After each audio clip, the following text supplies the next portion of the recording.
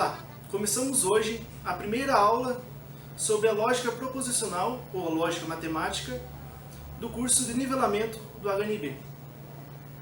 Antes de falar da lógica em si, a gente deve verificar o contexto histórico de como ela surgiu. Primeiramente, antes de Aristóteles, a lógica não tinha uma formalidade. Eram retratados por filósofos, mas em si não tinha como verificar a validez de um argumento. Mas foi com Aristóteles que isso ocorreu, devido principalmente aos sofistas, que eram mestres da oratória e da retórica, na verdade. Eles apresentavam argumentos que, embora fossem convincentes, não eram válidos. Então, com isso, Aristóteles baseou-se sua lógica em dois princípios: o princípio da não contradição e o princípio do terceiro excluído. O princípio da não contradição, ele diz que uma sentença ela não pode ser verdadeira ou falsa, ela não pode ser verdadeira e falsa ao mesmo tempo.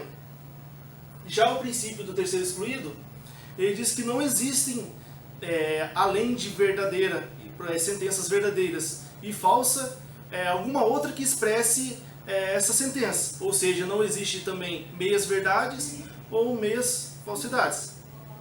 Então, ele organizou as suas sentenças de um modo que possa exprimir um sentido completo. E foi basicamente com a proposição, que seguindo os dois princípios, que é baseada toda a lógica. No primeiro exemplo, o Sol é maior que a Terra, essa sentença, verificamos que ela tem sentido completo. E além disso, a gente consegue identificar se ela é verdadeira ou falsa.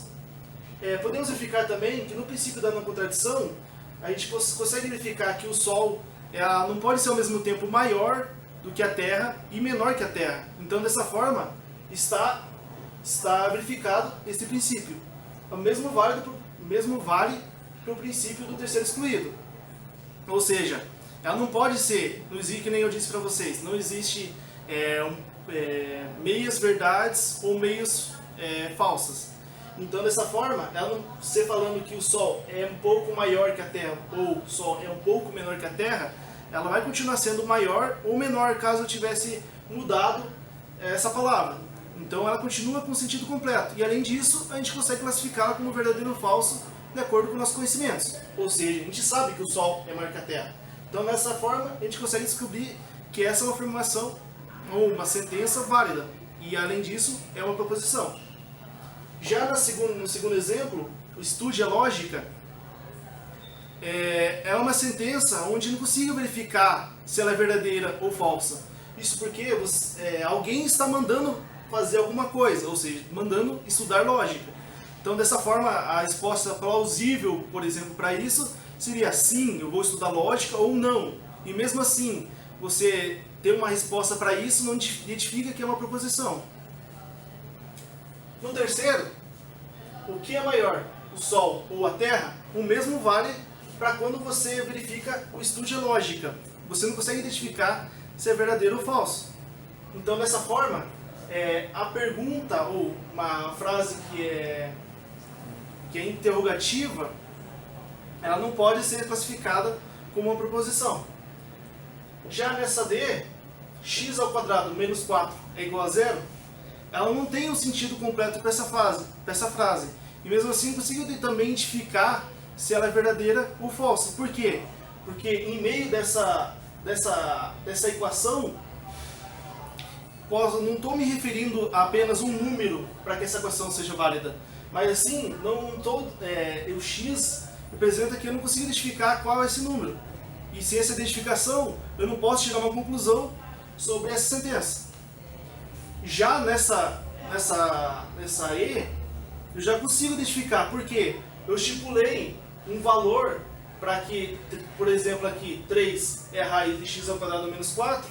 Se eu, por exemplo, jogar esse valor aqui como se fosse o valor de x aqui, eu consigo identificar se ela é ou não é a raiz de x ao quadrado menos 4.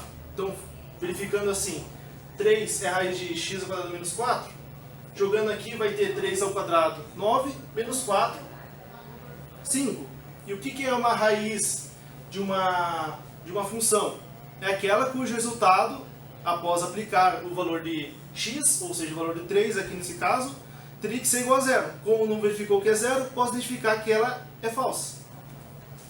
Falando de verdadeiro ou falso, recai justamente no valor lógico que cada proposição vai ter, que é exatamente esse tópico. Por exemplo, uma proposição ela é verdadeira quando o seu valor lógico é verdade. A mesma coisa vale se uma proposição é falsa quando o seu valor lógico é falsidade. Então podemos verificar aqui que apenas a primeira e a quinta e a última aqui, que são proposições, então como trata-se do valor lógico da proposição, a gente não vai conseguir identificar o valor lógico desta B, já que ela não é proposição, ou seja, que não posso classificá-la como verdadeira ou falsa. O mesmo vale para C e para D. Então verificamos para A, digamos. O Sol é maior que a Terra? Não, eu acabei falando um pouco de uma maneira interrogativa, mas como uma afirmação. O Sol é maior que a Terra. Se eu for verificar o valor lógico dessa, pelos nossos conhecimentos, o Sol é maior que a Terra. Então podemos escrever o valor lógico dessa proposição, que nem eu coloquei aqui entre parênteses V, como se fosse o V, não exatamente como esse, mas sim de valor lógico daquela proposição. E qual proposição? A proposição A, que é representado toda essa aqui, toda essa sentença aqui, como se fosse verdadeira. Então, verdade. O valor lógico de A é verdade. Já dessa aqui, que nem eu expliquei para vocês, 3 na verdade não é a raiz de x ao quadrado menos 4. Então o valor lógico da proposição E vai ser o quê? Vai ser falsidade. Bom, essa foi a primeira videoaula, espero que tenham gostado. Na próxima videoaula a gente vai falar sobre os valores lógicos que, independente da proposição que a gente está analisando, quais são os valores que elas podem ter. E além disso, a gente vai trabalhar com conectivos. Então, nos vemos até a próxima videoaula.